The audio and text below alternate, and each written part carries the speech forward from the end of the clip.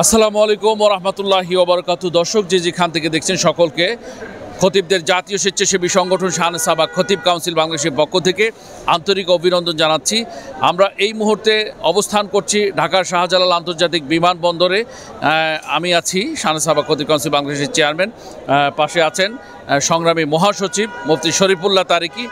আজকে আমরা যে জন্য এসেছি আপনারা দেখতে পাচ্ছেন শান সাবা খতিব কাউন্সিল বাংলাদেশের কাতার কেন্দ্রীয় কমিটির সম্মানিত জয়েন্ট সেক্রেটারি শেখ মৌলানা মোনায়েম সাহেব এবং সামাল শাখার সম্মানিত সভাপতি তিনি আজকে বাংলাদেশে এসেছেন।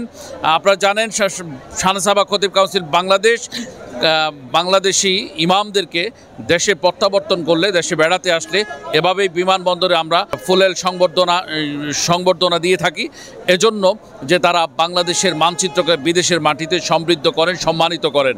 তিনি মৌলানা শেখ মোনায়েম সাহেব কাতারের ধর্ম মন্ত্রণালয়ের সম্মানিত ইমাম, বাংলাদেশি একজন ইমাম হিসেবে, বাংলাদেশের একজন সন্তান হিসেবে তিনি কাতারে ইমামতি করে বাংলাদেশের সম্মানকে সমৃদ্ধ করেছেন কাতারের মাটিতে। আমি সেটাই দেখে আসলাম।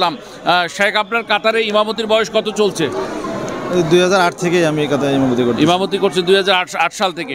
বাংলাদেশের ইমামরা সেখানে কি অবস্থায় আছে? ওনারা ভালো অবস্থানে আছেন আলহামদুলিল্লাহ। ওনারা খুব সুখে আছেন এবং খুব সম্মানের সাথে আছেন। সম্মানের সাথে আছেন। কাতারি মানুষগুলো আপনাদেরকে কিভাবে মূল্যায়ন করেন? এরা আমাদেরকে তো আলহামদুলিল্লাহ খুব সর্বোচ্চ সম্মান করেন এবং যথাসাধ্য ওনারা আমাদের সাথে ভালো আচরণ করেন এবং আমাদেরকে সর্বোচ্চ সম্মান দেন। আচ্ছা, শান সাবা খতিব কাউন্সিল বাংলাদেশ, আপনি জানেন যে পৃথিবীর বিভিন্ন দেশে অলরেডি সেখানে কমিটি হচ্ছে, তো আপনাদের কাতারে শান সাবা খতিব কাউন্সিল বাংলাদেশের কার্যক্রম কেমন চলছে?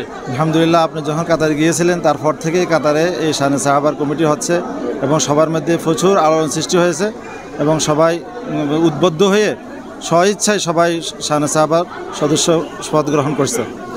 দর্শক, শান সাবা খতিব কাউন্সিল বাংলাদেশ একটি অরাজনৈতিক সামাজিক স্বেচ্ছাসেবী সংগঠন।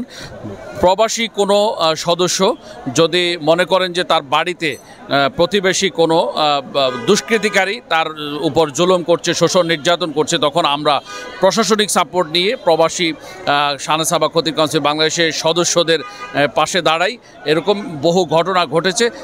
প্রবাসে যারা আছেন আমরা তাদেরকে অনুরোধ করব, আপনারা শান সাবা খতিব কাউন্সিল বাংলাদেশের সদস্য হবেন এবং প্রবাসের মাটিতে থেকেও আপনি শান সাবা খতিব কাউন্সিল বাংলাদেশের আইনি সেবাগুলো পাবেন বলে আমরা আশা রাখি। কারণ ইতোপূর্বে আমরা অনেককেই এরকম আইনি সেবা প্রদান করেছি যিনি বাহিরে আছেন, অর্থাৎ বিদেশে আছেন, কিন্তু দেশে তার পুরুষ বলতে তেমন কেউ নাই, অথবা তার পরিবারের দেখভাল করার কেউ নাই।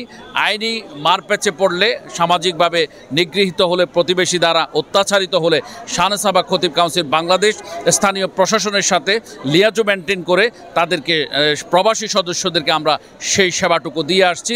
সকলকে অনেক অনেক শুভেচ্ছা।